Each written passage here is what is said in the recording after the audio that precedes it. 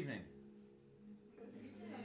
Thank you for joining me on this talk, and really it's a pleasure to kind of open up and discuss what has not just been my experience, but an experience that we have with music and a relationship that we have with music. And I hope that in the next 45 minutes you're going to take away hopefully some interesting stories from me of my up and down, but also hopefully share some experiences that you may have had, but that's completely up to you. Cool, so let's get started. Could we have the music? Thank you very much. It's so focused on the live stream, and everyone that's watching live as well, thank you very much, and hope you're enjoying from the comfort of your own home. We have created a little lounge space here for us, so yeah, shout out to everybody that's also watching online. A young girl came to me about 3 years ago. Come on, join in this live stream. We've got some extra guests, which is what happens when you open up your lounge to guests. You can have, it's an open house, so please take a seat. About 3 years ago, a young girl called Alexis got in touch with me. She was a student from North America, and I was at the time writing a blog, and it was a blog that was part cathartic from the experience I was going through, part narcissistic maybe, but it charmed a lot of people. And this girl Alexis, she reached out to me and she said, I read your blog about achieving your dreams, and is it dangerous? And she said, I want to tell you about my story. I said, okay, let's hear your story. She said that she'd been accepted to a really high caliber university in America, and it was a dream. Her dream of higher education had come true. When she got to this place, she was riddled with anxiety. She was riddled is maybe the wrong word, but she was engrossed or completely debilitated by anxiety. She said that this is the best time of my life. Why do I feel like this? She had left her hometown. She had left all that she knew. She had left a job that she worked in the local bar. She'd left her family. And she'd left the cafe that she got her coffee from regularly. And all this movement to this university was brand new. And yet, even though she was granted the thing that she really wanted at the time, she couldn't actually enjoy that moment. She was debilitated by anxiety. And it really resonated with me because it started to get me thinking about how her experience and us as musicians' experience are kind of similar. Because 2 doors down from her dorm, there was another girl who was having the same granted wish of higher education at a really prestigious university, but was having a completely different experience. She was having an experience that was, she was leaning into the fun, she was leaning into the excitement, she was overjoyed that she was in this place. And yet both people wanted the same outcome. But both were experiencing completely different feelings, even though they were after the same destination. And in the last couple of years, it really got to me thinking about how that situation was also very similar to artist situations. When you look back, we talk about how is it that certain artists and certain successful artists, however, I always say however you gauge success, seem to take it in their stride. They seem to devour it and want more and seem to be very stable with it, and yet other artists who are equally as talented seem to struggle, so much to the point where we see people lose their life from drug overdose, suicide, struggles and challenges.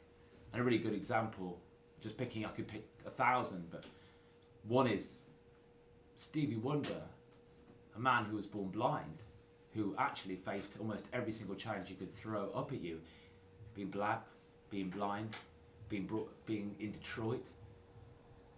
And Marvin Gaye, who was of equal ethnicity, who managed to eventually, his own dad shot him in the head. And yet Stevie was on the same path through Barry Gordy's Motown process, and yet both ended up in different outcomes, both highly successful, but one fell and one went through. And we can look at that across the board with many artists, female, male. We can see a case of Adele, a massive superstar. And I'm not saying that she doesn't have challenges, or that Stevie Wonder did not have challenges, but versus Amy Winehouse, who lost her life two equally amazing singers who reached the heights of ginormous success. Again, success it's in the eye of the beholder. But how come that these two people experienced really different outcomes? Again, one's the pure struggle challenge, which ultimately led to death, and the second challenges, but has either come through that or has enough stability to do that. And that's what was really interesting. That really got me thinking about my own experience and the experience that I had and was very fortunate enough to experience through my projects with musicians, pop musicians. I'm not an artist. A lot of these people in the room, I know you too, I've taught you guys, and I don't think I've taught anybody else in this room, no. And I work with young artists, and I have done for many, many years. It's not as easy for me to relate prior to the experiences I had, because I was always playing other people's music, and for me there was a slight one step behind from that, because you guys are outputting music with your own creation, whereas I was looking after other people's music, so I was one step removed. However, the challenges that I faced were extremely difficult. So, and it got me thinking about this, and a report from the Swedish Record Union 2019 surveyed 1,500 musicians in Sweden and took a consensus, and over 73% of these musicians had suffered depression, they had suffered addiction issues, and they'd also suffered severe anxiety. Wow, that's a really high number. I mean, we're talking 3/4 of that survey, that's well over 1,000 people. And that's just in one country. We're not talking about the rest of continental Europe, and we're not talking about the Americas, and we're not talking about Great Britain. We're not talking about India and China and all the, the whole world. That's a large proportional number. Being a professional musician is thrilling, and it's filled with really amazing possibilities. You all know, because we wouldn't be sitting here unless we thought that that was the case, that we intrinsically in our fibres, in our DNA, were born, as they say, to do this. But it also has the flip side of extreme exhaustion, burnout, financial complications, loads of stuff. It's really loaded what we do. And this 40 minutes, I hope that we're going to be able to debunk some of that through my story and through hopefully some of your stories.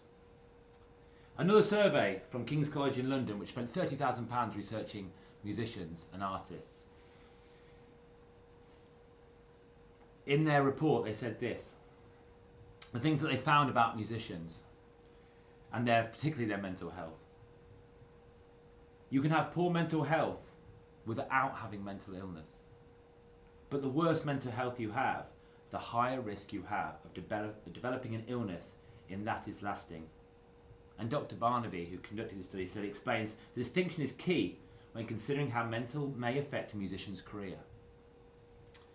It doesn't really bode well for productivity, or particularly in happiness, if you don't have very good mental health, because we know intrinsically that poor mental health can lead to increased anxiety and increased experience of not being able to concentrate, or as not being patient or calm, and actually hinders extremely the creative process in which we do. So my brain is kind of going here, and I'm thinking, okay, cool.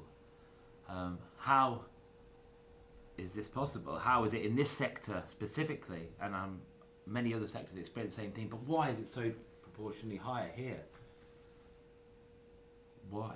And that's the question we're going to ask ourselves as we go on from here. But it wouldn't be a seminar if I wanted to take you through a little bit of my own story. This is me in 2015. Having a bit of a music gasm there, I think. Just hitting a nice, I don't know what chord that is, maybe like a nice B minor 7 or something. One of my favourites. And that's Stade de France, and I'm playing 70,000 people. Yes, it's not my music, but the reward for me is equally as the same as if it was my music. I'm getting to construct and play somebody else's record, and I'm getting to experience what 70,000 human beings, which, I mean, God, right now feels like a distant memory, is giving back to you. That's an incredible feeling, and one I never thought personally I'd ever experienced. And the journey that I took with One Direction over 5 years didn't come out of nowhere. It wasn't born out of nowhere. It was born out of a lot of hard work and working with a lot of other acts, particularly on the urban scene, which I did for a long, long period of time. I was just every day it was like this, 70,000, you know, more craziness. And I'll talk to you more in detail about that. And I was super happy, you know, this is the famous selfie that made the paper. And they were like, who the fuck are these other people? And they pulled loads. I can understand now why celebrities get annoyed about, like, when people write up about them. And you might have this when you've done a piece of music or someone's like a music journalist has picked it up, and you're gonna go, like, where do they get that information from? And you know, like, who is this? I don't know. They said something to me about, I don't know. They said I did something completely random, like I worked as a bricklayer or something for like 5 years. And I felt on top of the world at that time. I was running around the world. I was having extreme time, and I was deeply in love with a woman from America. And we were having an incredible life. And one that I probably will never experience again. I was being paid to go on holiday at times. They were like, don't go home, we'll just pay you to stay on holiday. I was like, okay, cool, sounds great. Not even comprehending, like, actually years later I was thinking about the whole thing about being paid to, like, go on holiday. I was like, that's crazy, like, that's never going to happen again. And that took me all the way up to 2015, and then after that, there was nothing. There was nothing at all. The touring had ended. My relationship had broken down. And there was no money coming at all. I'd gone from living a 6-figure salary plus and 70,000 people a night, and, you know, with the woman who loved me coming all around the world with me, to nothing in the space of 4 months. And it was frightening as hell. It was an incredibly difficult period of time in my life, and I remember coming back into Hertfordshire, where I reside at the moment, and it's not a woe is me kind of like, oh my God, John, it must be difficult moving back to the countryside and struggle. But I was in this house, and I decided to buy this old wreck. Really, I thought, if I don't put the money in here, I'm going to spend it all anyway. So I did it, and I was just kind of in this rubble. I'd been used to living such an opulent and very decadent life of, like, you know, 5-star hotels and red carpets being rolled out, and I didn't expect that, but I'd become conditioned to enjoy that. And I remember my dad came up to see me, and not really close, to be fair, but I remember there was a real defining moment for me, and I didn't really understand what I was saying, but he came up for a day or so and was helping with bits on the house, and I said, as he left, I said, please don't leave me, and he did, but I don't think both of us really comprehended what that moment was, because that was me kind of lost, really. And after that, I slid quite hard. Like, it was a pretty fast downward run, and I knew that I was struggling with a lot of things in 2014, 2015, but I couldn't really put my finger on it. And a lot of challenges. And to understand how to go from up there to come down here, I just need to take you back a tiny bit further, like any good story does. To me, little me, happy me. Okay, this is me as a young child. Born and raised really in, I would class as it as a middle class family, really not exactly on the poverty line. I was fed, I was watered, I was looked after, and I had a roof over my head. And I had plenty of friends. I always liked people. I was a real people person. I liked to be around people that gave me that sense of fun, enjoyment. And I was only a child there, but I really, really did like that space. And I really wasn't into music at that time because I was too young. But as the years progressed, I started smashing my gigs on the record. I think I've talked in lectures before about why people get into music and why is it that people are drawn to that. And in my case, to understand the fall, you have to understand the upbringing. And I used to. My parents had quite a volatile relationship. My dad was a very high-tempered man. My mum was very quiet, and that dynamic really wasn't very, very good. And the house particularly was very cold. It was at times quite a scary place to be in. And I remember getting a cassette tape from my granddad, and I remember getting a little Walkman that I could put on my belt, and I really wanted the waterproof shower one, but it was too expensive. And I remember my dad built a climbing frame for the garden, and I used to just go out there, and I used to just put the headphones on, and I had this tape that was like a Christian gospel tape. It was like from like America. I didn't know what it was at the time. It was just, it felt good. Like, I mean, that's the only way I can physically describe it at the time. It felt good, you know. I was just in the climbing frame, and I was hearing all these like lush harmonies and these chords and these like chord progression, these vocal layers, and to me it made me feel good. It made me escape, and it made me feel quite safe. You know, it was like very safe and warming, and I didn't really know why. It was very comforting at the time, and I think maybe that was for me. I kind of know all this now, and I won't go into too much detail about family history in case parents are watching. I'm sure they're not, but if they are, hi. That's oh dear. No, and I just used to zone out from a lot of arguing they did. So it was like it was really nice, and mum and dad weren't very like touchy-feely people either. So it was like, and yet I had been born like with this sense of like I just like loved being around people, and I loved a little bit. I loved performing in some ways. So what I wasn't getting there, I started to get from music, and actually that began to be, as the years went on, what we call identity. And that becomes your identity. Your identity is in music.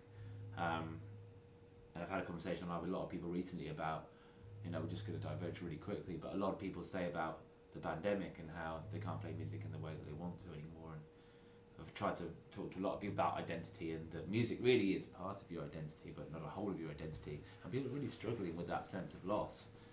And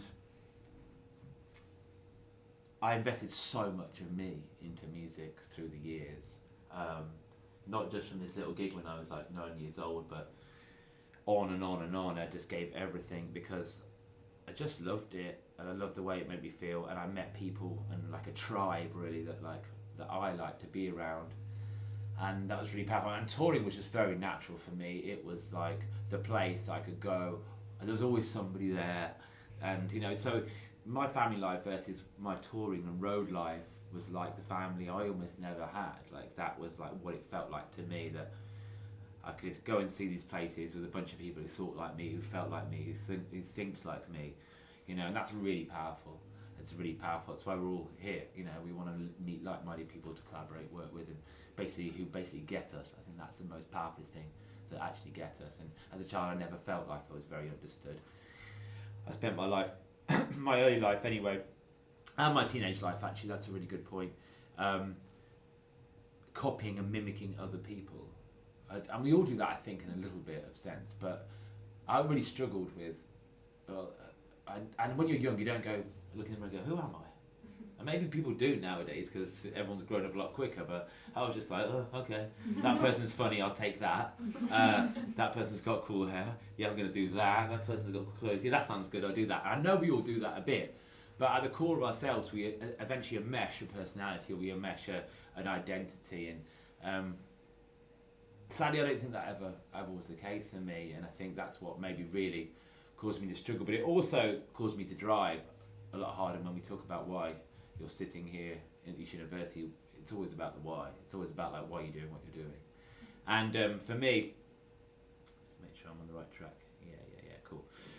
And for me, I was just driven to want to play. I didn't particularly enjoy performing, I've got to be honest. Like, although it looks like it there, not there, but like in the other picture, it always filled me with absolute dread. And I remember the first time my mum asked me to play the piano for a friend of hers, it was absolutely disgusting. I got on there and they were like, oh, you're going to play the piano, you're going to play the piano. There's like loads of people, they're like, you're going to play the piano, you're going to play the piano. I was like, yeah, I can play the piano. Okay. And I just freaked out, and I was like, it was horrendous. I don't know, I wish somebody would record it. It was like, I don't know, it was like a cat walking on a piano. It was like really, really bad. I think everybody was like, God, this is awful, like, but nobody had the heart to say it. And I found that every time I got to perform, I really felt that rush of like, oh God, like nervous energy. And I think that's eventually why I loved musical direction, because I loved the fact that I could look after other people's music, and that was a challenge, but it wasn't getting up there and doing it. So the doing it was kind of the bit I had to do in order to play the music in the first place. But as the years grow, and as the music grew, and I went to college, I went to university, I left home at 18 years old. I was having a lot of stuff that was going pretty much unchecked. I'd entered two quite seriously difficult relationships. One, I was in a violent relationship when I was 17, and that was really, I didn't realise it was violent, to be honest. I didn't realise it was emotionally abusive. I didn't realise any of these things until it was probably too late, until someone said to me when I was in therapy when I was 31 years old, which was only a few years ago. So the therapist said to me, "Do you think that behaviour was normal?" I said, "Yeah." "Really? Like, do you think being physically and emotionally abused in a relationship is right?" And then I was lost, because of course it isn't right. Of course it isn't. But I was brought up, and in that relationship, eventually I thought that was how relationships worked. You know, it was like, this is what happens, this is what doesn't happen, and this is what I've got, and this is it. This is love. This must be love. This is it. You know. So that was instilled in me, and after I finished that relationship, I was going on to people. I was really lost, and I was like, so my mum sent me down the doctors and was like, they hand you some tablets and they say, here you go, it's all going to be really good and everything's going to be great again, and here's some antidepressants or here's some beta blockers and take them and you'll be fine. Well, we know that's not sorting the problem out. And then I left university and I thought, oh, that's all right. That's totally fine. I've got this new experience. I'm moving to London from a little village in the Midlands, in the middle of England, and I'm going to have an amazing time. I'm going to jazz college. It's going to be brilliant. There's definitely not going to be any problems there. Surrounded by loads of really geeky jazz musicians that just smoke an awful lot of marijuana and drink red wine. And I was like, oh, it'll be okay. And then it really unfolded quite seriously badly. That was when I really got understood, start taking Class A drugs. I mean, that was when I started doing MDMA, and then I started doing ecstasy, and I started doing pills. And the thing with me is, because I'm a compulsive person, I just was wanting to push this as far as it could go. Because I remember the first time I took one, and I was like, oh my God, this is what the hell is this? And I was listening to Lamb and drum and bass and just really strings, and I was like, oh my God, this is amazing. And then as the years went on, I remember going back actually to my hometown for the first time since I left. Now bear in mind, I'd left as a person with actually not a whole lot now, but I was quite chavvy, and I had I was wearing tight tops when I left, and must have been down gym loads, and I was showing the posters off. And I came back for the first Christmas after I'd been at university with a load of jazz musicians. I had a Rizzler, a paper in my right ear. I had the smell hot rocks everywhere, and I was wearing a Red Hot Chili Peppers hoodie, and my hair was long, and they were like, what the fuck has happened to you? And I was going to normal bars in the Midlands, and then I was getting drunk and has anyone got any drugs? And everyone was like, oh, who are you? And that happened. I know we all experiment, but the reality was that it was getting really, really challenging for me, because every week I'd need to do more, basically. And that led to quite some serious issues as well. So I had that issue. And then I also had a lot of other addictions which were lying underneath. And I'm going to talk you through really, really quickly the problems that came about. So, oops, that's dead. That's that one. Cool. So, these are the main 4 addictions that I struggled with. Ecstasy and cocaine, gambling, sex and love. In 2006, I think it was, 2007, I was admitted to hospital for MDMA ecstasy overdose. I was fighting for my life pretty much. I'd taken far copious amounts, far too much. I was in a club in Bristol actually, and I went blind pretty much. And I tried to get out of this nightclub, and on the way I was attacked and beaten up as well, which left this little sort of scarry thing on my nose, because they popped my nose open, that was broken. That was where I realised that I woke up in this hospital and I was strapped to the bed and had injections and all that stuff. And I remember my dad was there. I was still quite high, to be fair, and I was like, who called you? And I was like, you're trying to avoid your parents at all costs. You kind of well, if they don't find out about this. And they were like, oh, well, you told us. I told you. They were like, yeah, when you 3 hours ago. I didn't know what I was doing 3 hours ago. Anyway, I recovered from that, and it was a painful recovery because my mouth was pretty screwed up and stuff like that. And I vowed never to do any Class A drugs again, and that was a really, really easy one for me to do. It was like God said, if you're a spiritual person, you've pushed that limit now. That's it, and you either push it one more time and you're dead, or that's it. You stop. So I chose the decision to stop, and that was quite an easy one for me. Gambling was something I really picked up during One Direction because there was a lot of money. I had a lot of money, and we were staying in casinos. And I'd never really been to gambling before until I started staying regularly in casinos, which weirdly would make you want to spend money. And that, for about 2 years, I was pretty hooked on roulette for a long time. And I remember a sound engineer who was working on the project, and it was 6 o'clock in the morning. I'd been there for about maybe 12 hours at the roulette table, and they were like, you got to come home. And he was grabbing, I was like, get off me, get off me. I'm staying, I'm winning. I wasn't really winning. I thought I was winning, and that, because you see, there was a week before that when I won $4.5 grand, and I was like, this is the easiest money I'll ever make. I was like, I can work with One Direction a day and I can make $4 grand a night. This is just a dream. And obviously, of course, it doesn't work like that because the probability is always with the house, as we know. So just losing everything basically. And I remember I got back home after a European leg of that tour, and I remember lying in bed with a cup of tea, and I was just sober, I was completely sober, and I was like, I wonder if there's any online gambling stuff you can do, because I have to go out anyway to do it.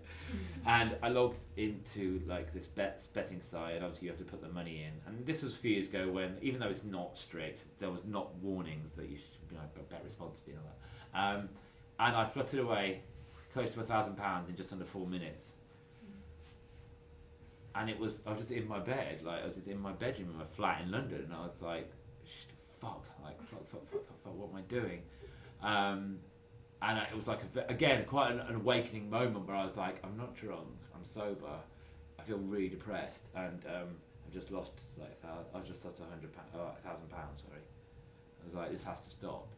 Those two, exiting and gambling, were quite easy switches for me. They were quite easy switches to turn off. When it came to the other two, sex and love, and while I go into any deep, descriptive details of these addiction problems, they were a lot harder to conquer.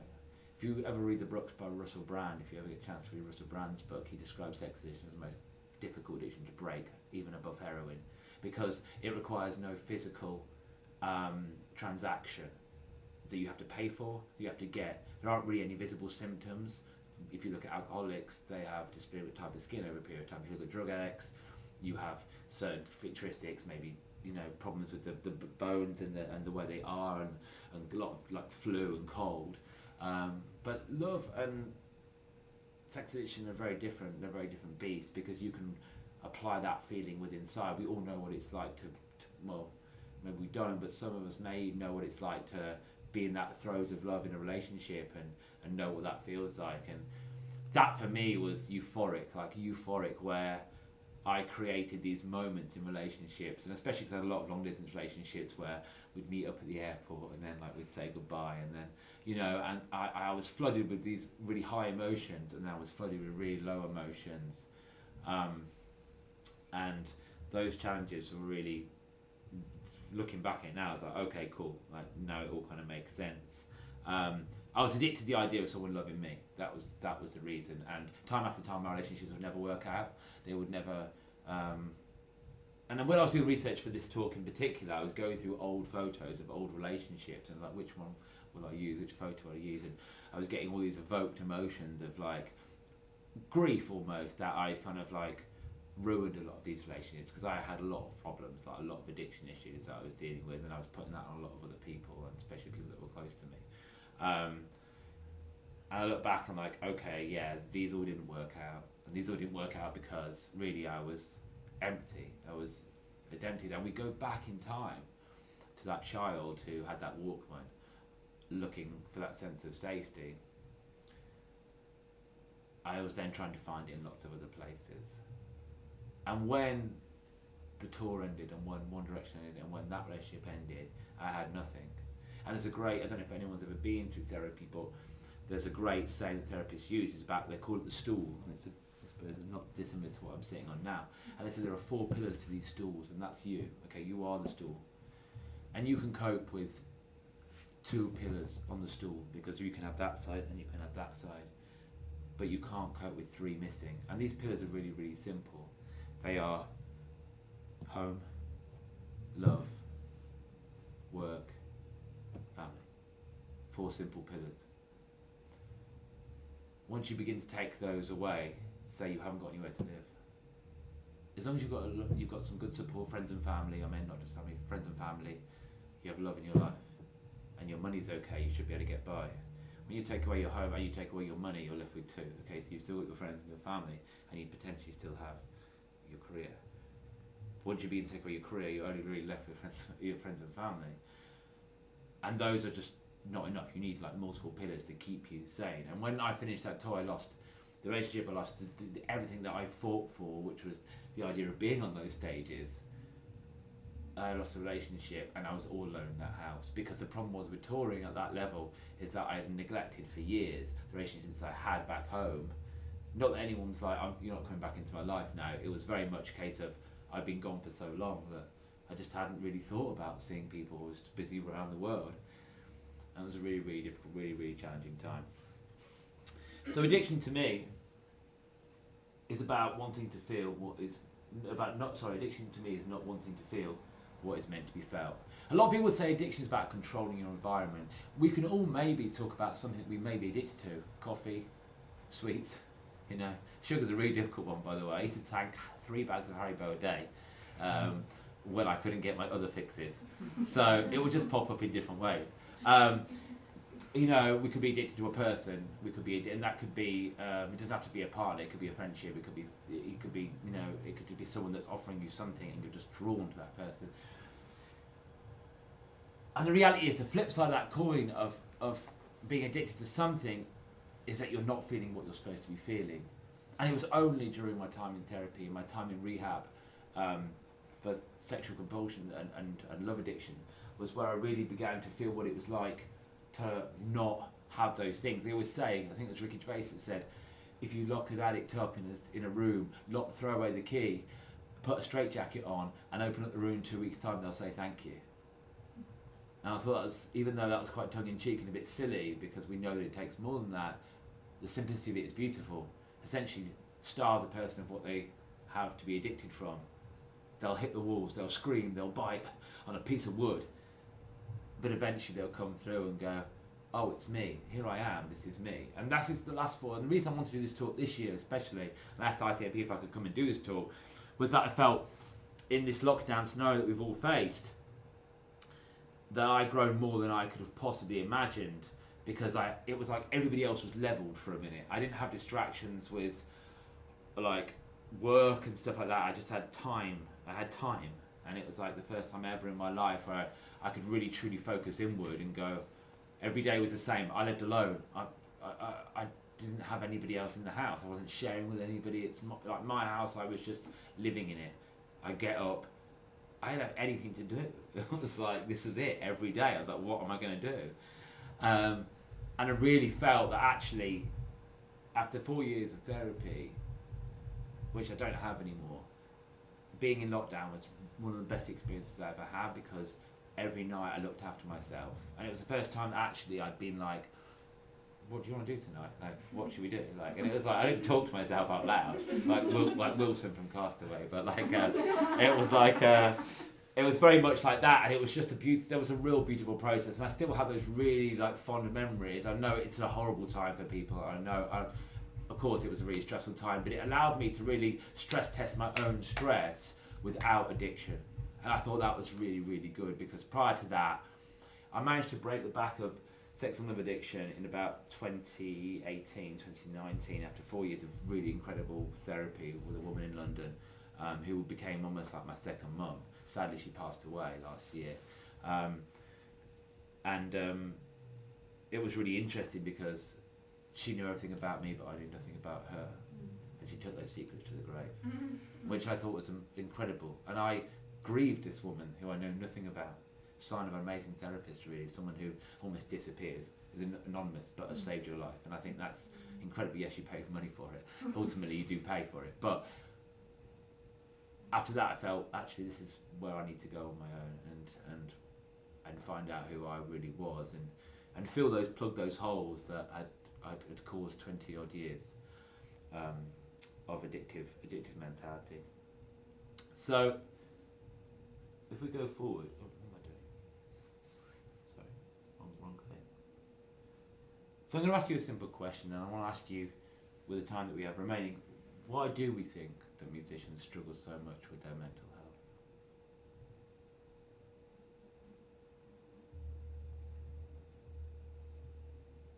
It's a pretty open-ended question, by the way. Structure? Yeah. I mean, for myself, when I was in lockdown, like, I didn't have any structure. So I didn't know what to do, but I was like, I woke up in the morning, I was like, what now? And then I started to feel mentally a bit less and less, because you don't want to wake up and just watch TV all day. Like, it becomes really depressing. So thanks to a coach, I started to have more of a structure, like, what can you do, practice, I can, I don't know, write songs or something that fills up your day. So that for me helped me a lot with my mental health. It's like routine and Yeah. routine structure. It's amazing how, as musicians, we spend our time going like, I'm going to be so anti-establishment. I don't want to sit at a 9 till 5 or like do this. And there is no real 9 to 5 anymore. That went years ago. But like the concept of a structured day where you get to switch off at 5 o'clock and do what you want, will never be like that. You know, we're artists. We want to light candles at 12 o'clock at night and like produce music all through the night. But the reality is that actually humans actually crave routine. It's like inevitable. We crave routine. And some of the best record producers in the world will say, you know, they get to an age in their life, and I'm not talking about like young, like big producers that are like in their 20s. I'm talking the people that have lasted their whole, engineers and mix engineers, and people that have lasted all their time have said like, best thing that happened to me was I created structure in my life. I got up and I had the studio, and you know, I switched the desk down at 6 and I'm done. Like, I'm done. I still create amazing records, and that's how I feel. And I think it's difficult with music because boundaries, I think that's a really good word, boundaries. We don't have, many people in this room would probably, like me, we lack boundaries because our art over supersedes boundaries. If I was to tell you today, can you come do this gig for me tomorrow night, and it's going to be in front of these people and you're going to get through this, you know, you probably would jump through hoops to do it, right? Okay, we'd all love to play a gig right now, but I often never did that. I was always like the same thing. I was like, Can you just, yeah, I'm there, wherever it was, I was there. I remember getting, when I started music, I worked with a band called Endubs. They were like one of my first projects I ever did, and they just never turned up to the studio in King's Cross, and I was like a young 20-year-old like keyboard programmer, and I just was like sitting on the steps in the rain, like I'd paid all my money for a taxi to King's Cross, and like they didn't turn up. And they were like, oh, we're on our way. And they weren't on their way. And then it was like 1 o'clock in the morning. I was like, they were like, let's get started. Are we going through to like 7 a.m.? Like, and it was like, that's what I did. And I didn't just, but I was so desperate to want to do this stuff that I couldn't say no. And it was no different with One Direction. I just, when they said jump, I said, how high do you want me to go? You know. And for someone like myself, and maybe others in this room can resonate, that who I had because of being an addict, and also having an upbringing where actually my parents really didn't have boundaries, and they didn't have boundaries because they didn't have any self-identity. Both of them probably didn't have their own self-identities either. And so, as the famous line goes from, there's obviously the musical Into the Woods. Have you ever seen that? Stephen Sondheim. And said, be careful what you say, children will listen, be careful what you see, children will follow. And it's really beautiful. Children learn from what they see, and if they see a dynamic, even though they can't articulate or communicate that dynamic looks a certain way, and you see parents that are riding over each other's space, emotion, or they're not supporting each other, whatever, you kind of like, okay, that's how it is, that's how it is. And for me, especially my boundaries, I don't have a single boundary. I used to say my boundaries are like Rizzler papers, you know, you just like poke them through and they just fall down. And especially in addiction recovery, they talk to you about they talk about bottom line. I don't know if you've ever heard the term bottom line behaviour. They talk about where that threshold is, that basically below there that you become, that's when addict is triggered, that's when your addiction is triggered. So a really simple way to think about bottom line is I must be in bed by 11 o'clock, because if I stay awake till 12 o'clock, it is most likely that I'm going to be tired the next day, and then my boundary slips, and I then go and use whatever compulsive mechanism it is to make me feel good. I love the highs. I never got on with alcohol, I never got on with marijuana, even though I tried relentlessly to smoke weed for the whole of my university career. I just used to have a bud the size of like a rubber plant, like sitting next to my bed, and every morning I get up and like, this is what I'm supposed to do. Okay, cool.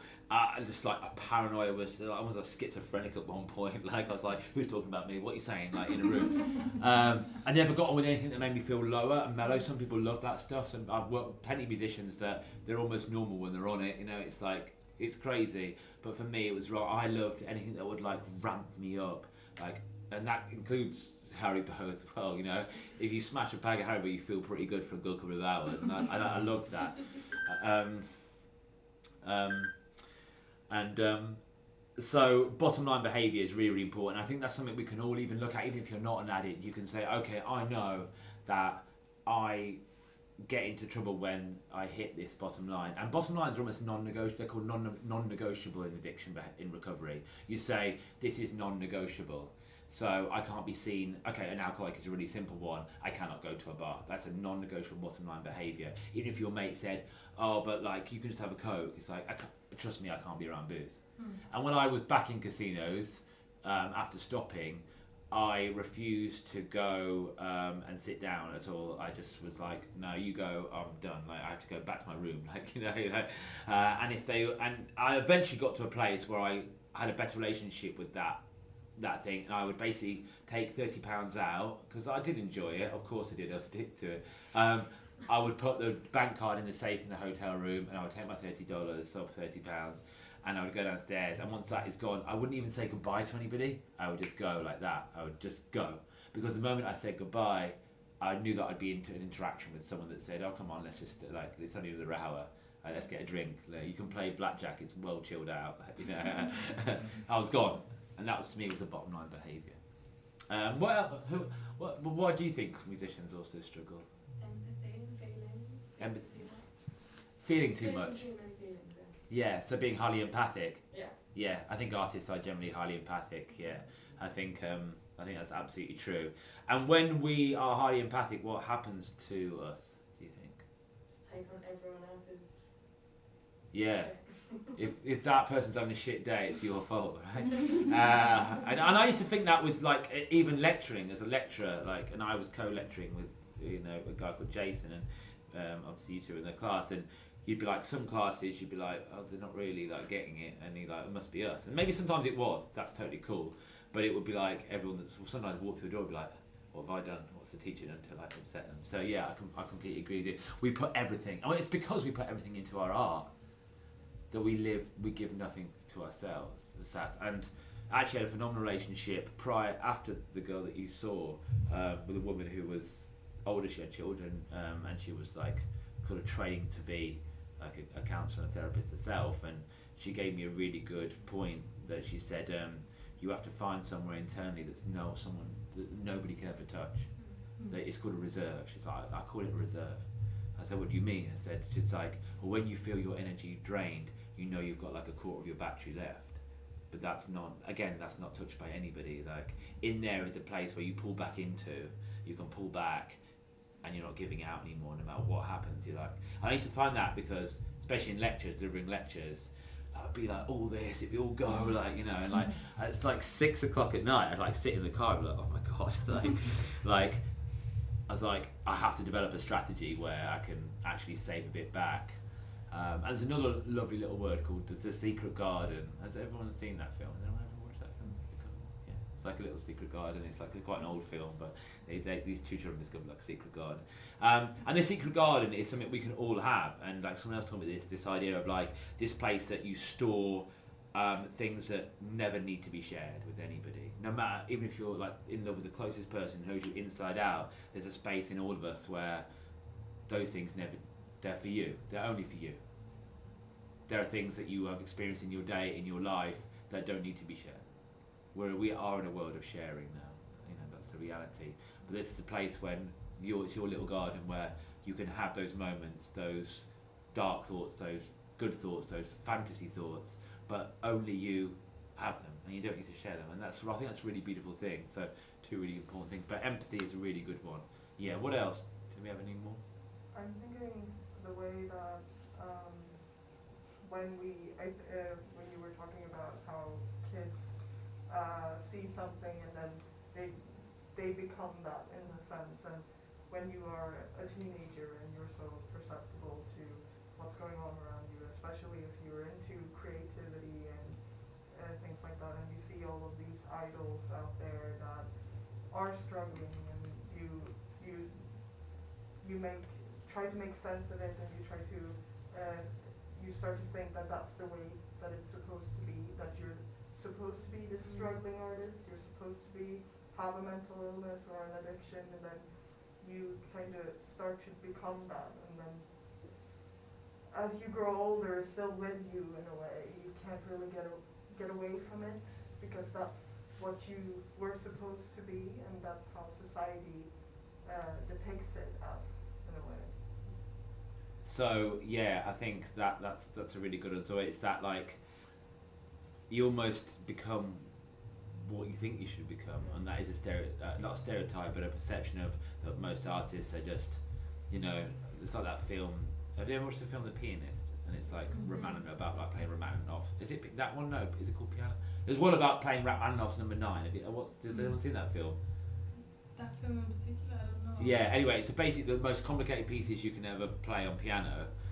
And it's like, it always drums up that image of like, this guy like, he's like drinking, but he's like genius. And it's like, you know, it's like, and I think there's so much in the media, and there's a great film called With Nail and I actually as well, about two kind of like creatives in London in the 80s, and they're like living in this like deranged flat, and there's all like, they don't wash up, and it's like this idea that, oh, but those people are super creative, you know, and when you see them on stage, you know, they have to be giving it all, but afterwards they, you know, it's like, oh, right, you know, it's like that. And there's a lot of articles that say, well, has contemporary pop music killed rock and roll? You know, there's a lot, and when you occasionally you get a rock and roll person in the industry again, don't you? Like, oh, I mean, Pete Doherty is probably a prime example. In that, maybe I'm going back too far. I don't know that.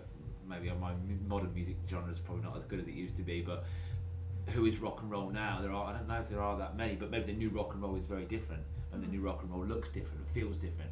I don't think that we've eradicated any drug problems in the industry. I think the mental health has got worse, in fact. We see that from the deaths that we still have in the music industry. So yeah, breaking up those stereotypical norms about you at 3 o'clock in the morning, you know, covered in, you know, cannabis leaves and smoking and creating, and I think that's a really, really, really interesting one. Yeah, absolutely. There's a great, I don't know if I got it here, but there was a great thing about I might have it actually. No, I don't on this laptop. But anyway, Spotify for Artists blog post I saw, and it was talking about a couple of things that mental health in musicians really have, and that one was like that thing you said about that we're expected to be creative, expected to be making art, you know, all the time. The financial worries were a big one, which caused a lot of mental health strain. How are we going to pay those bills? there was also the thing about purpose and structure, and that was really, really, really crucial as well. And I think, for me, I think those things were very much true, because as I left my hometown, and everyone else had got straight jobs, I say that's why it was really weird when I came back. I was like, well, you're wearing Red Hot Chili Peppers, hoodie from the first album, I'll have you know as well. And they were like, oh, they'd all got like sensible jobs, and they all couldn't really comprehend the idea of like what creativity looked like. I was like, this is what creativity looks like, guys. Long hair, drugs, And I think it breeds, and I also think that, because I think that boundary one, I really think for me was really important, because I do think that it breeds. There's no distinction, I think, with artists between their working life and their non-working life. And I had a really good conversation with a lot of people online during lockdown about, again, let's go back to what we talked about before, their identity, and that music was their identity. And for someone that's had to rebuild their identity from scratch pretty much post One Direction, and now know that it's not me whole, it's part of me, it's part of what I do, it's what I love, but it isn't me. And there was plenty of people that said, but music is me, I've got nothing anymore, we've got no gigs, I can't perform. And we know that that's true right now, we can't perform, it's horrendous, it's horrendous that artists can't, you can still output music but not in the same way that we'd love to do it with people. But it is just one part of you. You're made up of a multifaceted person, and that's the danger, I think, in what happened to me, is that I invested so much in the music and I had all these other issues that when the music was taken away, the validation from the audience stopped, the relationship stopped. So I had no one saying, "Oh, don't worry now, you're not on stage, but you've got me. I'll love you." And I'd always meet women that were very emotionally reserved, a bit like how my mother used to be, and I was always the one that was like, "Love me, please." So I was the love addict and they were the love avoidant, and that was really, really interesting. That dynamic was playing backwards and forwards between me and my partners, and it never worked out, because it got to a place where I'd absorbed so much from them, and the more I tried to get more I was like, "Come on, love me," the more that emotional, more reserved person would pull back and recoil back into their shell. So it felt like it was getting further away. So I was getting, well, I can't get it here, so the addiction starts kicking in again, because I know that I can feel safe in there, because I don't want to feel truly what it's like to feel, that actually, no, I'm not in love with this person for the right reasons. I'm in this person because I want their love. So that was a really, really interesting thing for me. Well, where are we on time? I think we're rolling towards the end of the time. Yeah, 55 minutes. So, did I have anything else? About this story. So that's really interesting. You want your story for what always will be true is you. And one thing I learned, especially through 4 years of addiction recovery, was that I went through a lot of, I blame you for this, and I blame you for this is the reason why I'm like this now, or I'm still alone, or blah, blah, blah. And I had to go through a very difficult process, which took a long time to move from a victimised position of, why have it happened to me? I used to be on stage with 75,000 people, which is how I fucking used to speak, to a place of, what an experience I had. I'm so lucky and grateful to be having had that experience. Who very, very few people get to experience what that is like, and I'm really blessed to have the experiences that I had and the situation that I had, and I forgive what came before. And they teach you very much about learning to say, well, this happened to me. I was emotionally abused at 17. Maybe I didn't get what I needed from a parental upbringing. And that isn't my fault. But what I do now is my responsibility. And so you move yourself from a child perspective to an adult perspective. You stop. We all know someone, right? I'm sure you do that everything that happens is someone else's problem, right? It's their fault. The world is against me kind of stance, and that very much is the child. That when you hear someone talk like they're talking in a child, their inner child is talking out. They're no longer in an adult situation. They're in a child situation. And what's interesting, if you ever talk about parent-adult-child dynamic, it happens every day, all day, every day. And one thing I want you to do to take away from you is start to notice how this happens throughout your day. There are 3 stages: parent, adult, and the child. you will realise when you're in child, usually because people become defensive, that's what they're in a child, is emerging. They don't take accountability, they're just saying, yeah, but the reason this is happening to me is because of this, or, you know, why you're always getting at me, like, oh my god, like, you know. The adult is where you want to be all times, but none of us are always in adult mode all the time. We just never speak, but the idea is that we always try and do that. And the parent is very much not always a good dynamic when two adults and one's parenting other person. I've had that in relationships where I've been the child majority of times, and that woman is parenting me essentially, and I need to pull myself out of that. And I couldn't have done that with anybody else but myself. I had to be alone, and I've been on my own now for another couple of years now, and I've had to really just get to a place where I'm comfortable.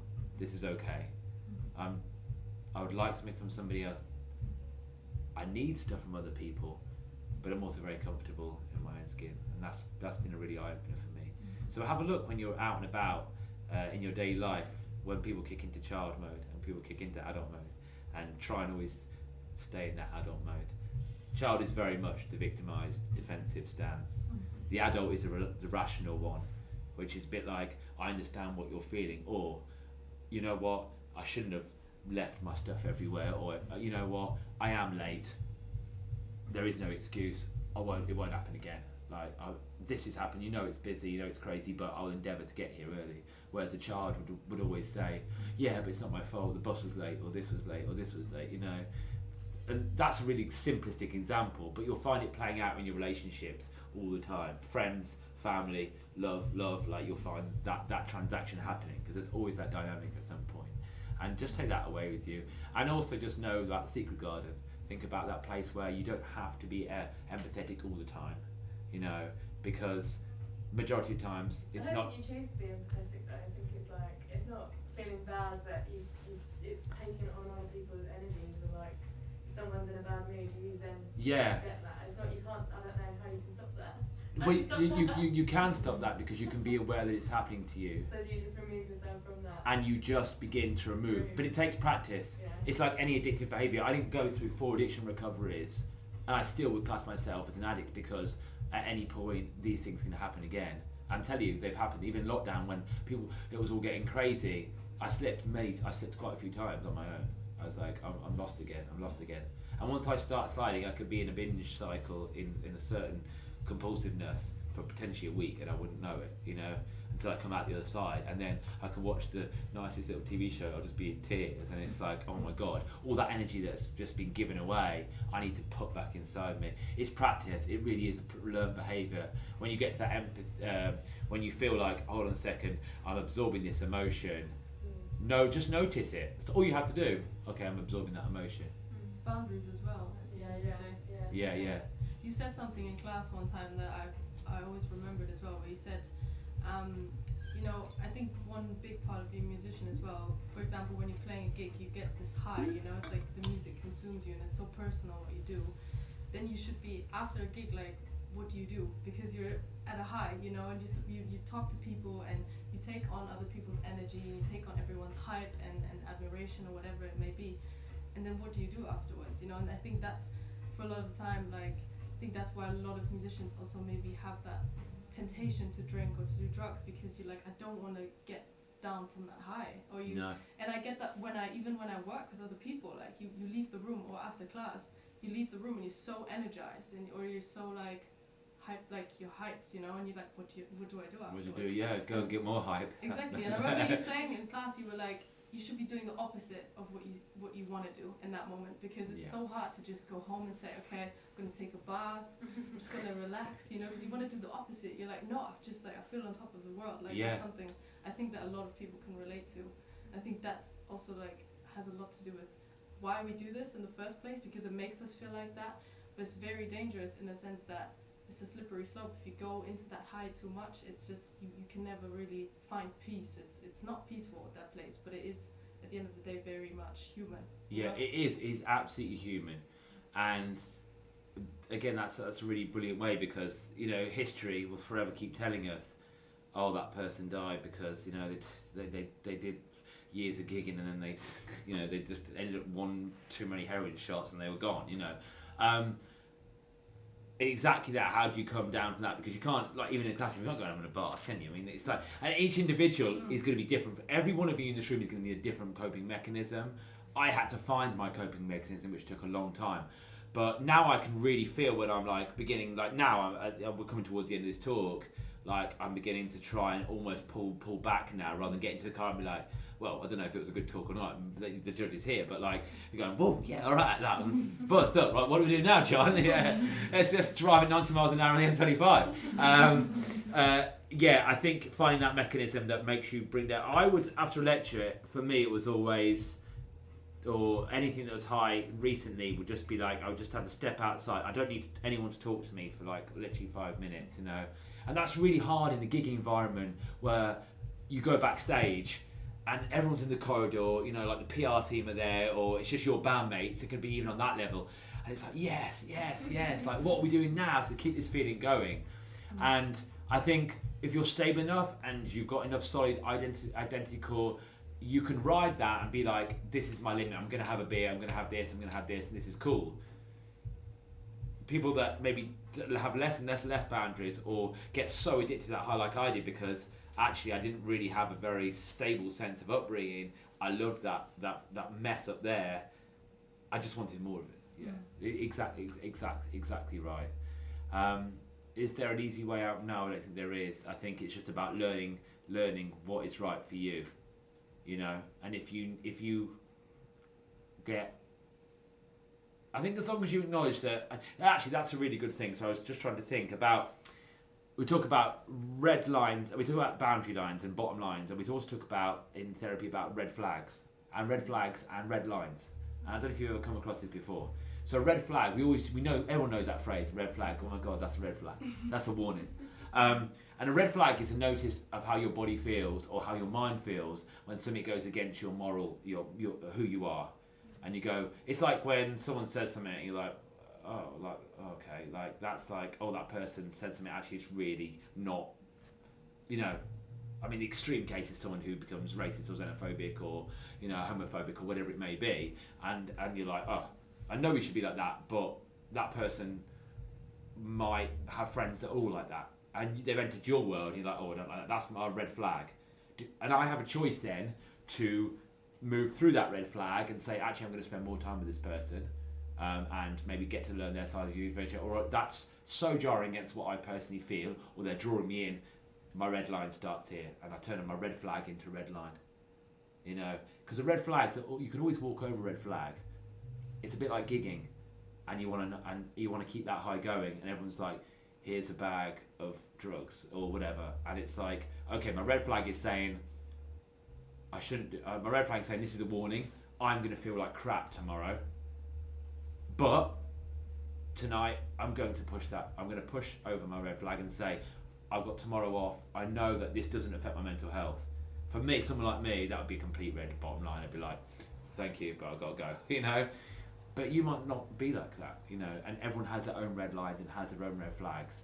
It's important to you to understand what they are. Does that make sense? Mm-hmm. Cool.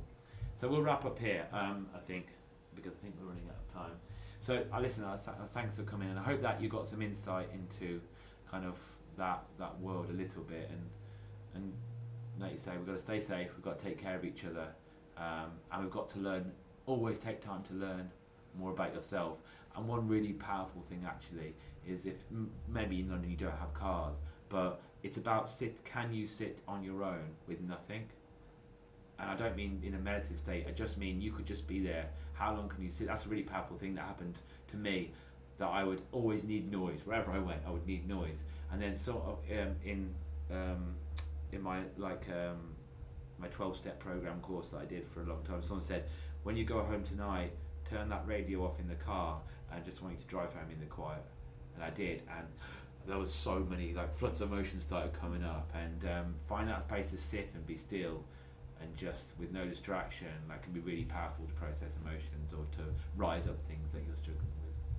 Thanks for your time today. I hope you enjoyed our cosy little lounge, and I hope to get to see you soon. So thanks very much, guys. Cheers. Thank you. Thanks very much.